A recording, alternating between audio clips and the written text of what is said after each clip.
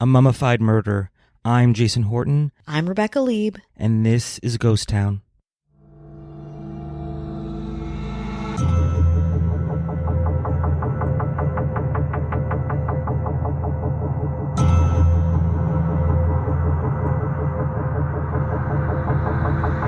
In August of 2005, as you probably know, Hurricane Katrina ravaged the streets of New Orleans, a Category 5 natural disaster that left the city's 10 parishes in massive ruin, with over 1,800 people dead. While it's difficult to quantify or qualify the full impact that Katrina had in New Orleans, nobody can argue that the city is and was and will be forever changed, the tragedy and destruction lasting way past the hurricane's 7-day duration. In fact, the hurricane brought up all kinds of things, both physical things like wreckage and emotional things like the anger around the lack of aid from the government. But without making this too political too soon or at all, I know you're not here for politics, Hurricane Katrina did maybe one good thing. It brought closure to a years-long missing persons case. The flooding of Hurricane Katrina unearthed some answers to a crime that might have otherwise gone unsolved, a gruesome murder whose details lay dormant in a waterlogged New Orleans storage unit. Today, we're talking about the murder of Polly Pastori, or the capture of the Katrina trunk killer. Years before Hurricane Katrina strikes, Dana, who's known as Polly Pastori, wants a fresh start in the Big Easy. Newly divorced and estranged from her 2 daughters, the native Texan moves from Santa Barbara to New Orleans, diving deep into New Orleans' vibrant culture and social scene. She eventually starts dating a man named John Henry Morgan, who's kind of part of the music, theater scene himself. And in November of 2000, the two move into a second-floor apartment at 735 Ursuline Street in the historic French Quarter of Orleans Parish. Conveniently, both get new jobs right next door to their apartment at the Quartermaster Deli, a well-known Cajun eatery in the 1100 block of Bourbon Street. Pastori works as a late-night shift waitress while Morgan delivers groceries on his bike. The couple is a fixture of the French Quarter, a part of the area's community. Deep down, some say Pastori hopes her new start and stability within it might maybe help mend her relationship with her estranged husband and daughters. That is, until March 27th, 2002. On March 27th, 2002, Pastori's friend files a missing persons report with the New Orleans Police Department. She hasn't heard from her best friend in days. And the last time she did talk to her, she wasn't acting like herself. She seemed depressed and strangely distant. Detective Gregory Hamilton is assigned to the case and begins interviewing friends and family who are close to Pastori. Hamilton interviews another friend and coworker of Pastori's named Lynn Lyons. Lyons says that Pastori confided in her, saying that she had plans to break up with Morgan and move back to Dayton, Ohio to connect with her mother, who lived there. John Morgan, whose real name is John Robertson, but he changed it because of his love for New Orleans rum, Captain Morgan rum, of course, is sad but resigned. When Hamilton questions him, he says he doesn't remember when Pastori left, but said that she might have visited a friend or went to Ohio to be with her mom. Morgan also said that Pastori was trying to get custody of her 2 daughters.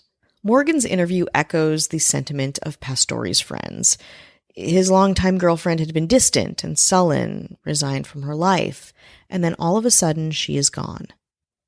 As the missing persons investigation gets underway, Hamilton begins monitoring Pastori's bank accounts, cards, and phone. To the investigator, it seems that she has vanished completely. There's no activity, no calls, even her filled prescriptions sit at the pharmacy, needing to be picked up. There's also no contact with her 2 daughters, ex-husband, or anyone in Ohio, including Pastori's parents, Frances Sela and Peter Surrett. Pastori's parents have been divorced for years but are still in her life. Sela is a warm woman from Ohio who is devastated by the news. Surrett is a retired police chief residing in Greenville, South Carolina, who is exactly what you'd think a retired Southern police chief would be like. Kind of stern, matter-of-fact, regimented, strict, even perhaps disconnected from the tragedy of his daughter's disappearance. He tells Hamilton he'd seen stuff like this all the time during his work in law enforcement. He worries Pastori's ex is responsible for her disappearance. The two had a horrible falling out, so much so that Pastore is not in contact with her own 2 children. Looking deeper into her romantic past, Hamilton finds out that Pastore and her ex-husband have a tumultuous history, to say the least. The two move and get married in Santa Barbara, and they have 2 children, and they seem happy. But abruptly, Pastore divorces her husband, and the two establish joint custody of their kids. While the breakup is sad, the two seem like they're doing fine, co-parenting and living happy lives. Pastore's ex-husband gets remarried, and everything seems fine. But then, a few years later, Pastore accuses her ex and his new wife of abusing the children and abducts her daughters from his home. She then travels with her daughters all over North America, to Ohio, Mexico, Puerto Rico, Florida, Seattle, before eventually being arrested in December of 1995. The court disproves Pastore's allegation that her ex and his wife abused their daughters, and she loses all custody of her 2 kids. After 5 years in New Orleans, Hamilton has to wonder, did Polly Pastore miss her daughters and disappear with them yet again? Or did something happen with her ex-husband, who might have wanted her allegations, her abduction, her complicated antics, out of the picture?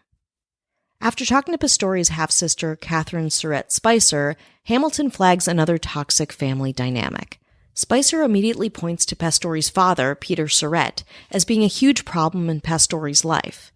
He was abusive to Pastore growing up, definitely physical and emotional, but she also suggests some sexual abuse might have been part of her upbringing. Now, that is unsubstantiated, but again, it's something that keeps coming up in my research, so I'd be remiss if I didn't mention it. Still, again, nobody else talks about sexual abuse. The abuses are very vague at best, and Pastore's friends don't really know much about it. It's really just inner family members who are questioned. Hamilton's mind then goes to Surratt as a possible suspect or catalyst. Did Pastore's father say something to make her upset, make her leave, or make her hurt herself? And then Hamilton looks into another passing reference made by Spicer, Lyons, and Morgan, the House of Scorpio. Now, like I said, Pastore is part of this New Orleans community, specifically the street arts and performance scene. With that comes some affiliation with other groups that make their presence known in public squares, who have some artistic crossover. As you can imagine, in many cities, a lot of these communities are connected. The House of Scorpio seems, from my research, to be one of these groups. Now, what is the House of Scorpio? Okay. The House of Scorpio is a collective of Odinists. If you don't know what Odinists are, they are mystic followers of the pagan god Odin, who often convened in the historic Jackson Square, at least the Odinists in New Orleans.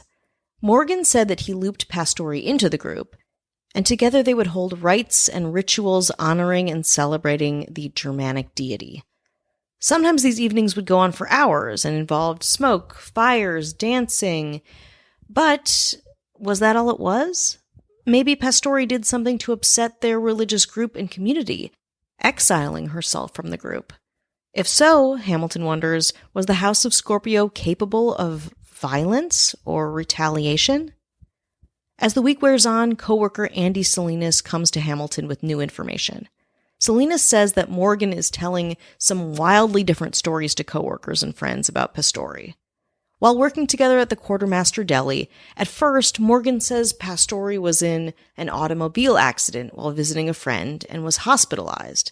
But later he says she's probably with her mother in Ohio. He also has told people that she is abroad, that she's looking for her daughters, and lots of other things that don't feel consistent or genuine. For the next 3 years, the case grows cold, but Morgan's stories about Pastore get more and more grandiose.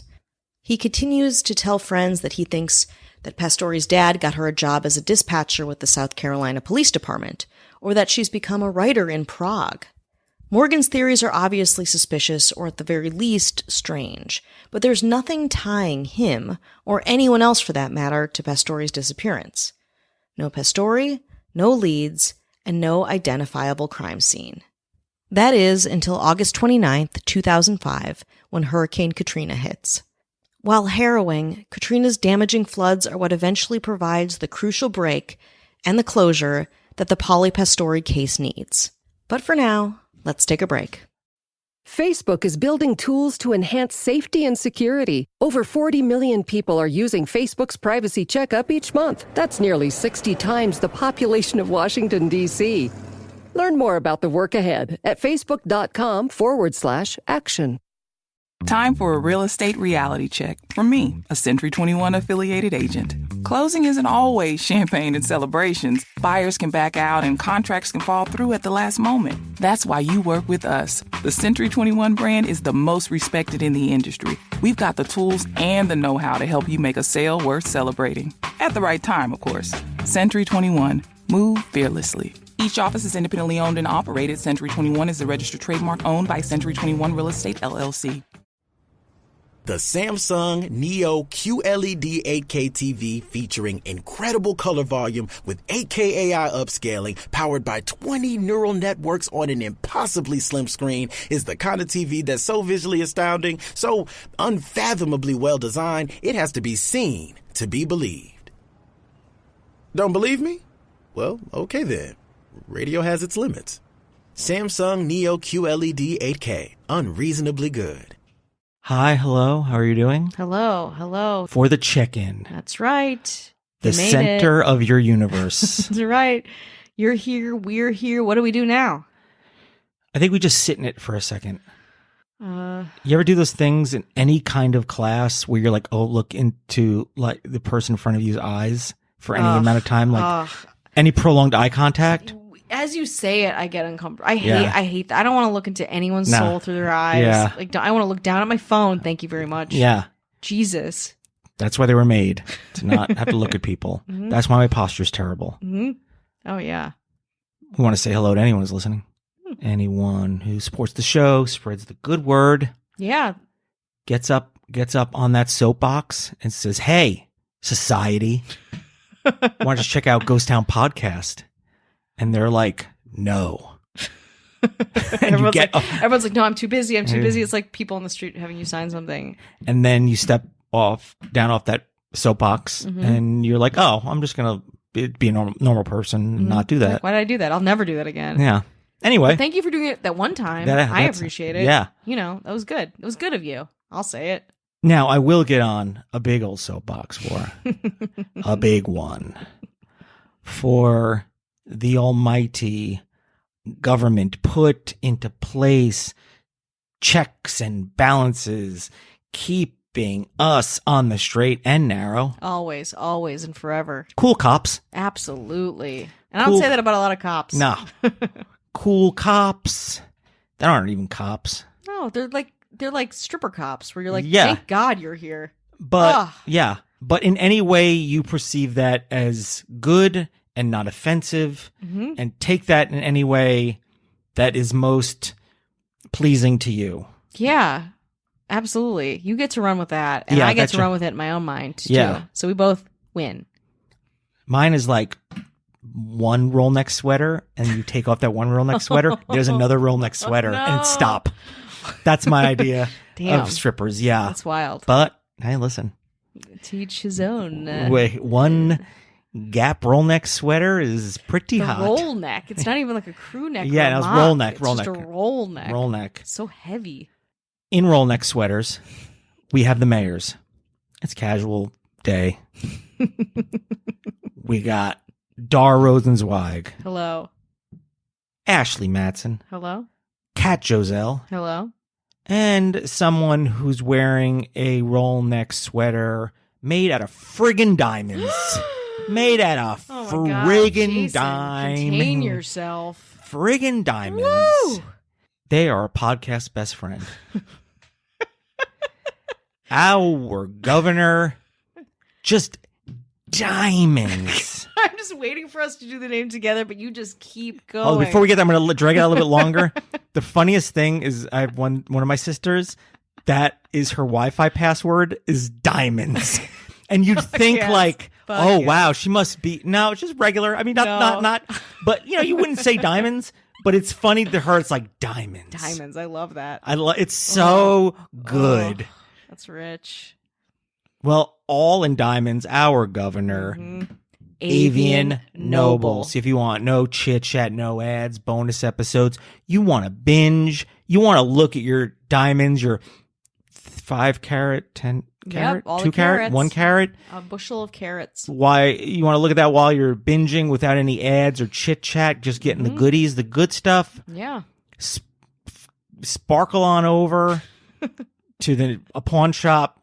Sell those diamonds. Sell them. Sell those diamonds. Or you don't wear need them next to your ghost town pin. Yeah, do that. How about that? Yeah, That's a tie-in. why not? That's called a tie-in. Head on over to patreon.com/ghosttownpod. Well, I'm dazzled and high off of all this diamond talk. Let's get back to it. On October 21st, 2005, the landlord of 939 Elysian Fields Avenue calls the New Orleans Police Department in a panic. While cleaning out debris in a basement storage room destroyed by Hurricane Katrina, they find a small gray and tan plywood trunk with a flimsy lock on it.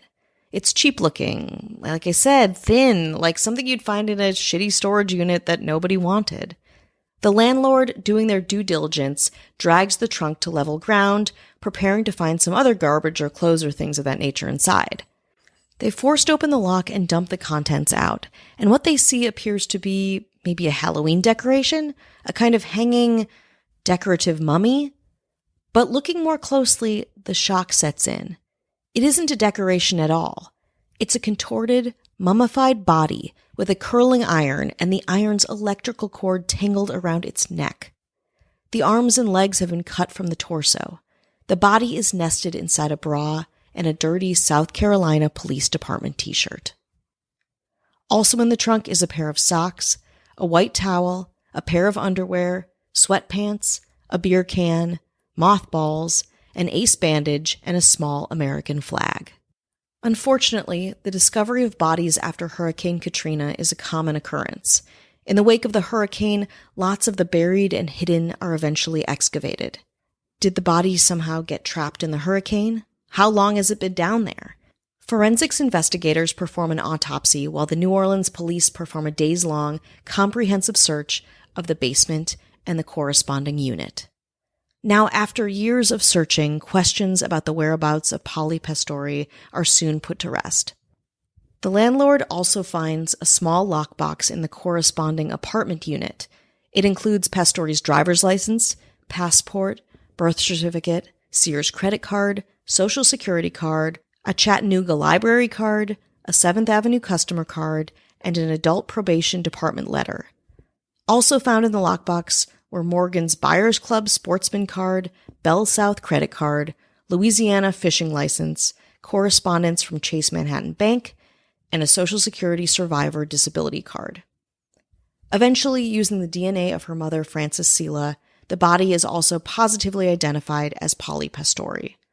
The New Orleans coroner's office cites Pastori's cause of death as strangulation by way of the curling iron coiled around her neck. Going through their records, the landlord at 939 Elysian Fields Avenue tells Hamilton that the storage unit's corresponding apartment was leased, no surprise, to John Morgan in January 2005, where he lived with his then-girlfriend Tracy Greer. Following Hurricane Katrina and receiving his $2,000 FEMA relief check, Morgan put in his notice and moved to Charlotte, North Carolina.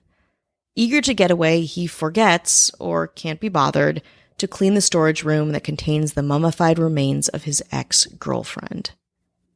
Hamilton also goes back to interview Maria Barranco, the landlord at 735 Ursulini Street, where Morgan and Pastori lived back before her disappearance.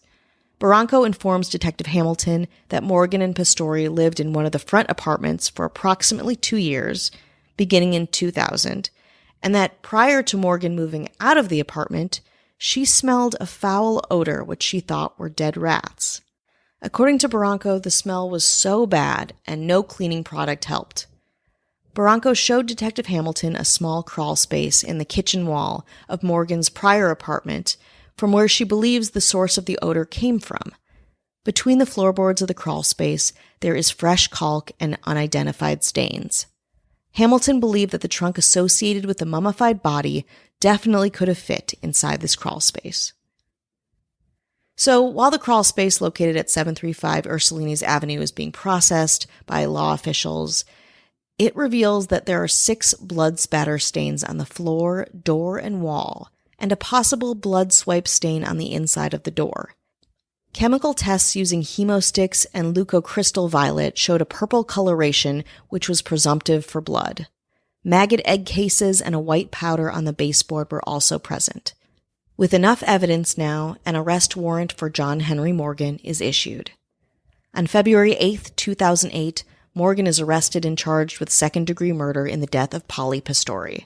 He vehemently denies killing his ex-girlfriend, saying that she was murdered by a drug dealer named Pepper as a punishment to Morgan for ratting his business out. Morgan says that Pepper tells him to store Pastori's body in a wooden trunk. If he doesn't, he says, he'll get hurt, or worse. Nobody believes this story, though. Nobody believes Morgan, and while we'll never fully know the truth, Hamilton puts together his own timeline. He believes Pastori was murdered by Morgan sometime in 2002 at her former home at 735 Ursulini Street. An erratic, sometimes drug user, Morgan might have been using, and he turns on his girlfriend after she expresses unhappiness and maybe some plans to leave New Orleans. After killing her, Morgan dismembers her body and stores it in a trunk that he keeps for 3 years. He takes the trunk with him everywhere, moving it from apartment to apartment, and eventually burying it in the floor of his most recent New Orleans apartment storage unit. Believing Katrina will be enough to cover his tracks, he leaves the trunk there, hoping it will be forgotten or lost in the wake of the hurricane. But the disaster doesn't hide his dark secret, it reveals it. On July 29, 2009, John Morgan is convicted of the murder of Polly Pastori. The jury deliberates for a mere 40 minutes before finding Morgan guilty of second-degree murder. Morgan is sentenced to life in prison with no possibility of parole. After 7 long years, I can only imagine, for Polly's family, her friends, her co-workers, these groups that she's affiliated with that were even suspected, her family with its complicated history, justice is finally uncovered. But unfortunately for John Morgan, he has slowly but indisputably dug his own grave.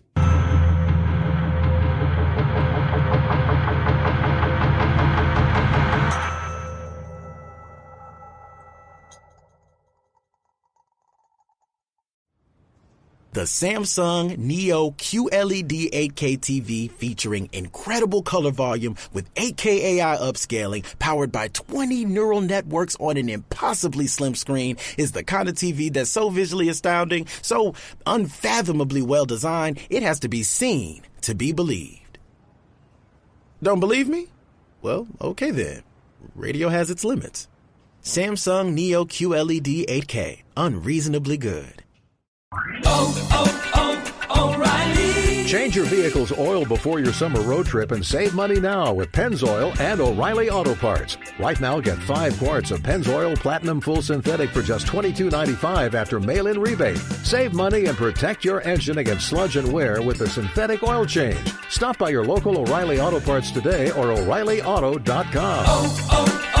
O'Reilly Auto Parts.